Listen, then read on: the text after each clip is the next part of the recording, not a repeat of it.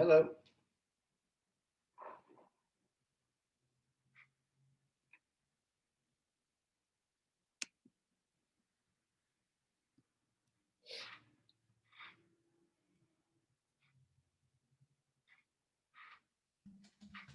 Hey there. Hello. How Miss are ya? Stan, how you doing? Y'all doing all right? Let me check my headphones real quick. Oh, I need to make sure that this is right. Okay. I can hear y'all perfect. Good. Let's see. I need to situate our. Good to go. All right. Awesome. I appreciate y'all taking the time to do this. And Thanks for having us. yeah, no, like it's it's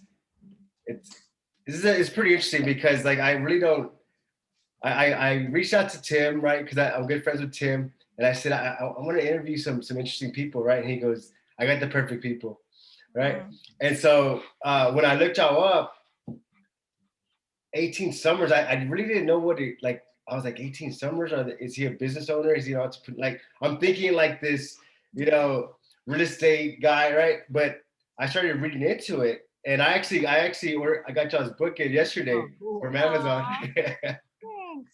and I was like, oh my gosh, like this is like this is like amazing because I have a blended family of eight.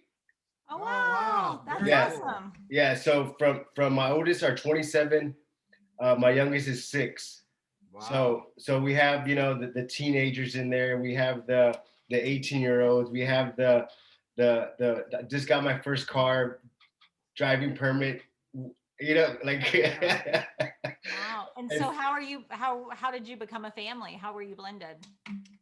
so I had four kids originally, and my wife had three, and then we have a younger daughter, Nice. Oh, and sweet. I like just I don't know. I was it's I think it's a blessing that I was able to connect with y'all in this because like something growing up, and I want y'all to share how y'all came up with this brilliant idea or this. I mean, I think a lot of people have been doing it, but no one like no one everybody's kind of scared to talk about their emotions and their feelings. So it's kind of like something that's hidden. Um, but I forgot what I was gonna say, but no, but for growing up, like we were never able to share like our feelings with our family, and growing up as kids, like we were never able to share that because it didn't feel right or normal. But but I want y'all to tell me more about how y'all came up with this and how how's the process of going about doing this with families. That's a great Okay. question. Do you Like, want to? Do you want us to start rolling now, or what's good for you? yeah, I mean, Okay. we're ready to go. I mean, y'all want to share y'all story, and I'm just interested. Y'all have an amazing story. I want y'all to share as much as possible, and just let everybody know that it's possible to bring a family together. And whenever you think about 18 summers, like that's not a very long time. Like to be with our kids, it's not a very long time, and so it's like a reality check to say, hey, you know what? Like time is limited. And Yep. as you know, it goes from 18 months to 18 years really, really Yeah, fast. And the more years you have and the more children you have, you realize, like, wow, that went fast. So our youngest is 4 and our oldest is 18, well, almost 18.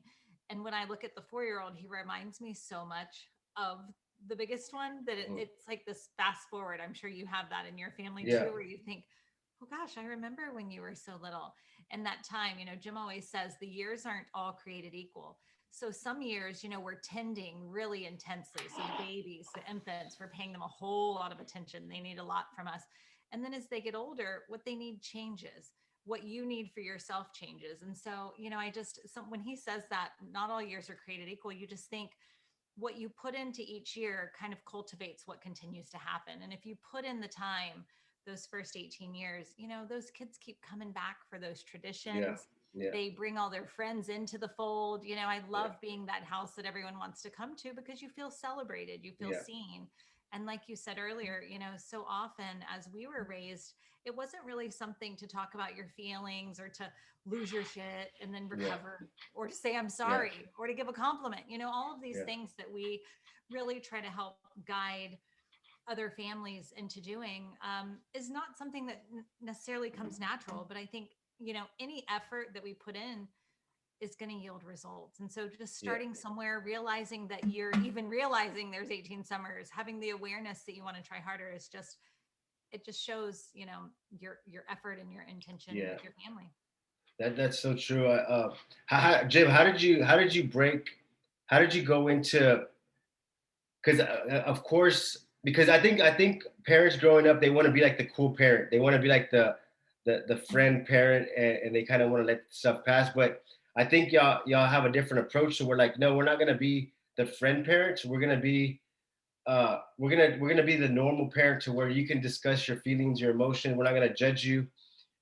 We want you to trust us, and vice versa. How did you go about like building that trust with the kids? Because at a young age, uh, kids don't really say too much. Like, you ask them how their day was, and they say, "Oh, I had a good day," but they're really not really telling you the whole story. Yeah. I think I just started by being vulnerable myself. I would just admit my faults, Mm, admit fears I was having, things I was struggling with.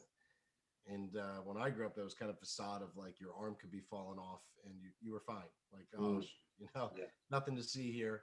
So I think I just started to share. I'm really struggling with this right now. Oh, when I was your age, I remember I was, instead of going for the Superman approach. I mean, you're not blubbering over your kids, but you're just sharing with them your own struggles. And by yeah. doing that, that gives them more of an open lane to do the same. So growing up, like you were always told to hide your feelings, and I mean, yeah, I mean, what, yeah, I mean, I grew up, Irish Catholic in North Jersey. That's not open grounds normally for spilling your guts on yeah, feelings. It's like harden up, get through, nothing to see here, nothing's wrong, that type of thing. I understand some of it of why it was, but I think there's a balance between being completely shut off, or completely just, this isn't saying just be an emotional mess all the time and everything makes you crazy or cry. It's an open ground of just being able to express when you're up or when you're down and when you're struggling. yeah. And I think that when you open that door, it helps family life. And you have to take this first step. You have to Mm. be the person to do it first. How are your kids going to feel comfortable if you can't step forward and do it first? Yeah, that's so true. I think that like for what, and the reason why I asked Jim, because I think, I mean, I think it's up to the leader, the father, to be vulnerable first, and to take the lead, and to making all this work together. Because uh, that's like an ego thing. The man can be like, I have too much pride. I'm not going to show my kids my weakness. But then it kind of creates a cycle in the family that's kind of not very helpful, not very healthy. Yeah, not only that, it divides quite a big division between you, because a 6 or 7 year old cannot comprehend perfection or lack of fear, Mm, and usually we're lying when we say that. yeah, If we put it, or we don't say that, but we put up this image that they're translating into, oh, they've never been afraid, they've never been down, they don't get bothered or scared. And when you do that, they just say, well, I have nothing in common with my dad. I can't tell you how many times I've heard that happen, where the kid just believes like they're Superman, and we think, oh, that's a great thing. It's actually not, yeah, because through their eyes, they can't even. They're like, man, I'm scared all the time. I get scared about this. I get nervous about this, and well, my dad never has, so yeah. I must be Oh, not really oh, in yeah, his, part of his like heritage. I'm not. I can't mm. follow in his footsteps. It puts a lot of pressure on it. That yeah, that's so true. Because if the dad puts on this tough act, and he tells his kid, like, you know, pick yourself up. You don't cry. You're better than that. You can do it. And he's pushing him and pushing him.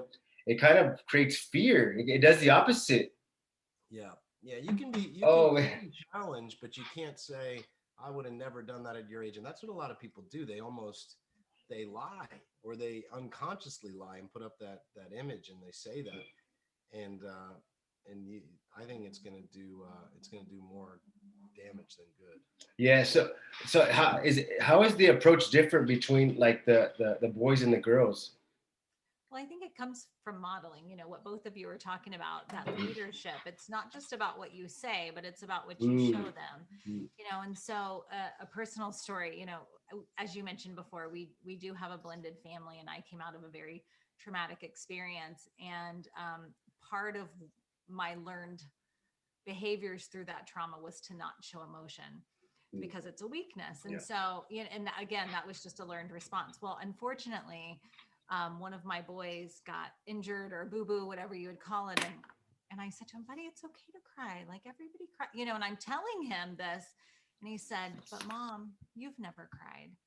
And it was like, oh my gosh, wow. And it was, and again, this was years ago. We've come a long way since then, but hearing him say that and thinking, I'm telling him these words, I know that it's okay to cry, I know that he's safe, I know that, but yet I couldn't model it myself. And I think that it's important, the words that you say, yes, absolutely are important, but what you're showing your children in your home is way more important. I think Yeah. we say sometimes, what your behavior is so loud, I can't hear what you're saying. Yeah. And so really just making that super mindful to take those steps to check in with yourself and realize, like, I'm not asking my children to do something that I'm not willing to do as well. Yeah. That's so. How did you go from holding everything in because you weren't able to show your emotions to kind of being more vulnerable and was it how did you make that transition? Because that starts off with you coming to reality with yourself and saying, hey, like who am I as a person? Like how was that transition? Right. And I think too, we are the leaders, but we always have something to learn from our children. And so, I think, again, that was a pivotal moment of saying, wow, I do need to make this change, because this was after I was already removed from the traumatic, Yeah. experience, and everything I had been through.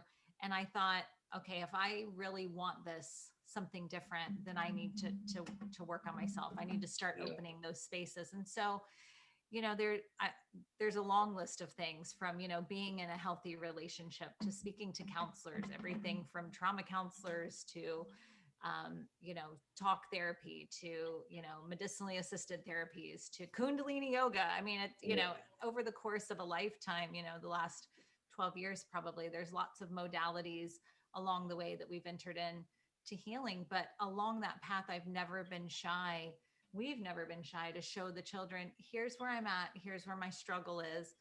Because the more we do that, as Jim said, you just really realize, like, oh, I'm okay. My dad's not perfect and he's okay.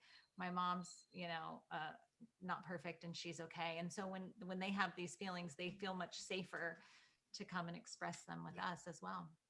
Yeah. So let's get into the board meeting. How does that like how do you formulate that? Is it like a reserved weekend or hey kids, we're gonna go one weekend, it's gonna be us, board meeting. The board meeting is actually it's about one-on-one quality time with each member of the family. So we started it, a decade ago. At Christmas, I gave each of the boys quality time coupons. I'm new into their life. They're 7 and 5. I'm adopting them. I wanted to do it right. I was running businesses, but I'm like, all right, I want to give focused time. So I gave them a set of coupons. I said every quarter, and they're like, what's a quarter? I explained it's every 90 Yeah. days. You're gonna cash this in. You get it. We have a day just each of us one-on-one, and that's what it started at. And then it became a tradition for myself, for other business owners that I was in groups with, that once a quarter we each started to spend a day or half a day uninterrupted with each of our children. Yeah. And that's what the whole board meeting strategy is about: separating the parts to strengthen the whole. Yeah. Going all in on something they're interested in doing for the day, turning my phone off, because there's a couple principles that include tech fasting, meaning my laptop, my cell phone are not invited to this day. Yeah. Either is my children's. And it's just us one-on-one to really deepen that relationship, and just some time to have some fun and talk. And you'd be amazed what a half a day, a quarter, one-on-one with each of your children can do. It's not easy, especially for someone like you with 8, me with 4, but man, is it rewarding. And Jamie says it's like the strongholds, the pilings in the relationship, where you can see after a day together with each of the kids, how closer we are, how more the communication is open, the camaraderie is there. So that's what the whole family board meeting book is about. It's about setting a rhythm to spend individual one-on-one time with each of your children Yeah, consistently throughout the year. man, that's strong. And so, of course, like the first couple of meetings are gonna kind of be, uh, like they're gonna be kind of defensive, like what's going on here. But how do you break that? How do you break that ice, uh, like through that? Yeah, that's a great question because Jim always says, "Wow, the first time you're on one of these and you," because one of the things that we share with everyone is really say the things that are unspoken. You know, say what you need to say because and it's not a time for lectures, it's not a time for Yeah, 45 lessons that you hope your kids take it to heart. It's the moment to say things like, "I lost my cool when you dented the car last week. I should have held it together more. I dented the car when I was 16 too." You know what I mean? It's yeah, kind of more yeah, more the opportunity to say things that maybe you don't want to say, like, I really enjoy spending time with you, or gosh, you're 16 and I'm having these feelings of you're going away, but are you coming and are we still going to be friends? yeah, Just kind of saying some of those things. And as Jim mentions in our book a lot, like it's uncomfortable in the beginning. You almost want to like throw up, or you're like, oh, are they going to reject me? Because yeah, even though they're our people and they're younger and like we still have this great fear of being rejected, yeah, but just know their great fear of being rejected is there as well. And so as we just come to this common playing field of being able to be humble with them, it gets easier each time you do it. And as you're making these deposits in their bank account, it yeah, goes a lot easier. That emotional bank account, you're getting deeper, and it becomes easier, just like anything. yeah. I read that, uh, that it's recommended to give a kid 7 hugs a day. Like Mhm. if you can give them 700 hugs a day, like it makes a huge impact on their life. And I with my kids, I'm always like trying to give them a hug. And I think as I get older, I realize like every time like I spend with them, I just kind of try to make it as valuable as possible. Like I just like I don't know, I guess I felt like I missed out so much in life growing up because I was in so much trouble. And I just Mhm. like I'm like man, like I want to just value this time because it's crazy because what I can guarantee you like one of those the board meetings with your children, there's going to be one of them that's going to change the direction of their life, and it's going to be something very simple. It's going to be something that you say like that you would like. You're not trying to coach them, you're not trying to influence them, and it's something you say, but it changes the direction of their life. Right, And right. Absolutely. I think that's just very very powerful. So on y'all's podcast, do y'all share like more tips and stuff on how that works, or because y'all have the 18 summer podcast, right?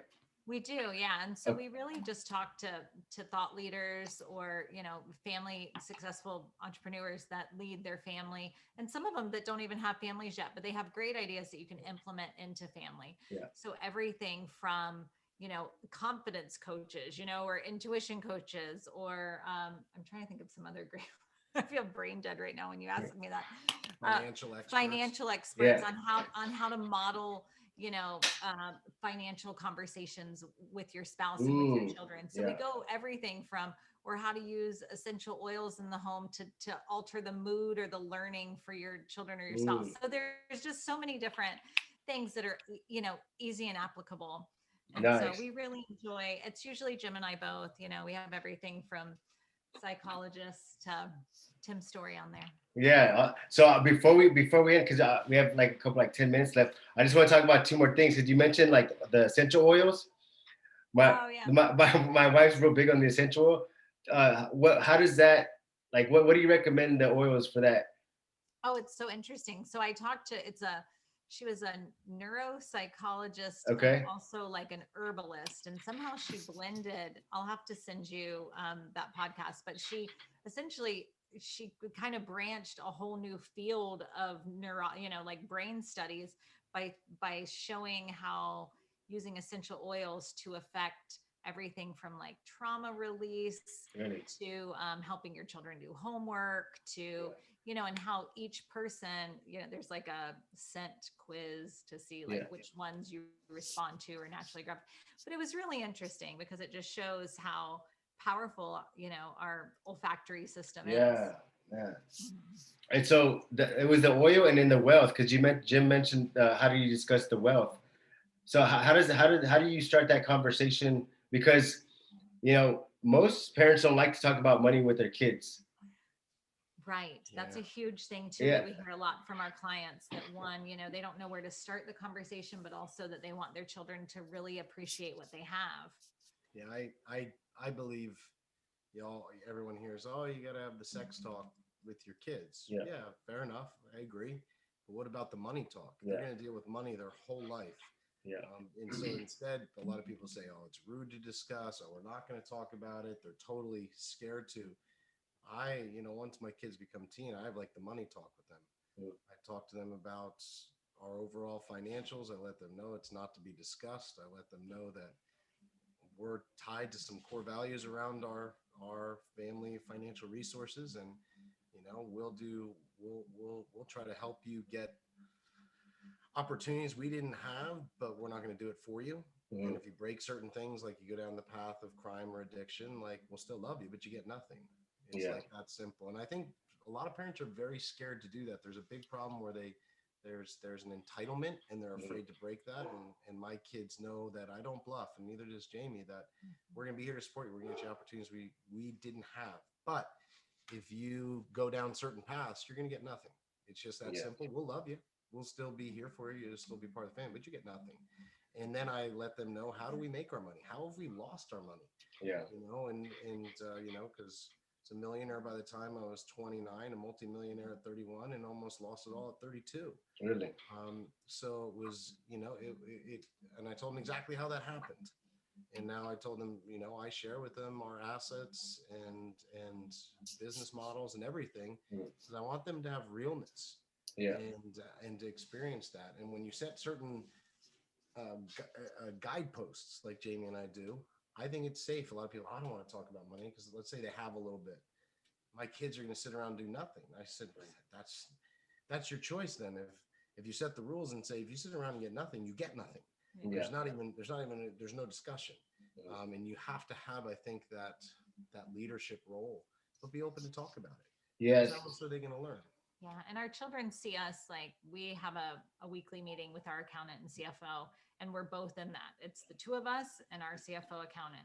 And we work really hard at making sure that we mind our money and we mind our business and we're paying attention. And the boys are not just the boys, but all of our children know that that time is sacred. They know exactly who our CFO accountant is. They know her role. They know, they see how hard we work. And I don't ever want to hide, like again, that leadership down, like they know we communicate on money, we communicate with them on things, and we have them contribute too yeah. in their own ways. Yeah. Yeah. Yeah, that's a very. I would like to. Maybe we can do another podcast on just that, because that's an interesting subject, and I'm pretty sure a lot of parents are wonder how are they going to go into that subject about money management, and how to manage their money, and what steps to take first, or I mean, even like Jim said, like, hey, you know what, like we're going to help you, but if you decide to screw up, like we'll still love you, but don't think that we're gonna be babysitting you or enable you, right? That's what it is. Enabling, that's the word. You hit it there. Enabling. We've worked with addiction in families a lot of the times, Yeah, and enabling, for any counselor that I've ever worked with who's done a lot of good for addicts, enabling is one of the worst things you can do. yeah, So enabling with money is very dangerous, yeah, for children. So you have to take that big responsibility on that. yeah. That's so true. I think people don't see the damage, the more damage it does by enabling someone. You know. And intentions are good, right? Yeah, yeah, yeah. Intentions are good, but It's not bad intentions, but it's, I think they said every problem started out as a good idea. yeah, yeah. Hey, so your website. You want to promote some of your stuff? Like we all have the book. I got the book. Yeah, no, we're Okay. super excited about our book right now because it's almost summertime. It is 18 summers. Yes. We really wanted to create that nostalgic feeling that you get, you know, when you go on these, spend these one-on-one time with your children, they really start to look forward to that the same way that they look forward to summer vacation, the same way they look forward to pancakes on Sunday, or any Yeah, other yeah. rhythms or traditions that you have in your family. And so, you know, it's a perfect short read. You can read it in one evening. We've even had someone let us know they read it in one sitting in a hot tub. Yeah, So, you know, it's super simple, it's easily applied, and it's one of those things you see results very quickly. yeah. So right now, if you're interested, the first chapter, you can just download it on our website. That way you Okay. get a feel for it. If you want to, you know, move forward and buy it or not, it is on Amazon. We also have it on Audible. And there may even be a downloadable PDF or Yeah, something on our website. We're on yeah. Instagram, 18 Summers Tribe, and yeah, you can find us. Nice. And I just want to share like I'm gonna buy some more of these books to give out because I always buy, like if I interview someone I always buy like 10, 20 books and I'll give them out. Yeah. Yeah. But like what I like about this book and what y'all are doing is y'all don't just have a book, y'all have other resources. So like it's not like they're just gonna read the book and they're like, now what? You know, they could go on y'all's, you know, they can go on your podcast, they could keep growing because I mean this is just a seed, and then y'all are obviously the sun and the water to harvest that seed to change families around the world. And I really appreciate y'all's time for doing this. And I'm definitely gonna promote y'all's book to everybody I know because I mean because we have a big family, so they're gonna ask, hey, how did you? I'm gonna say my successes because of this book Aw, with my family. oh, well, I hope it helps, and you know, start somewhere with adding one or two simple rhythms and Yeah, yeah. makes a big difference. Yeah. And so I'm here in Corpus Christi, Texas. So if there's anything y'all need down in this area, feel free to reach out to me and whatever y'all need. We appreciate Wonderful. Yes, Thank it. you. yes. Thank you very much. I thought you might be in the South when I heard you use the word y'all a few times. Y'all, yeah. But I don't wear boots. Oh, I have boots on actually. I don't have a horse though. That's great. Perfect. Thank you so much for having us. It was great Yeah. to meet you. I see y'all later. Bye bye. Take care. Thanks, Dan. Awesome.